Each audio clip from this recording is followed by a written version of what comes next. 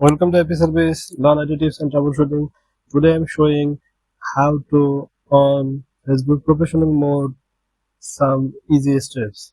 First of all, going facebook.com, go to your profile and go to three dot icon just your profile below. Click three dot icon. Your profile name just right side of bar. Just click three dot icon and scroll down. Turn on professional mode. Turn on professional mode. Anyone can follow you. See content invite. Get paid from content. Just click turn on. Either you learn more. Now you can go turn on.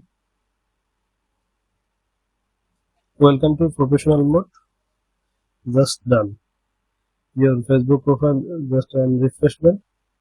You can see your 2.6k friend converted to followers. 918 following. You started that day to professional mode, and your profile is going to sense digital creator. Now your professional mode is on. Thank you for watching. Thank you. Like, comment, share and subscribe us. Thank you.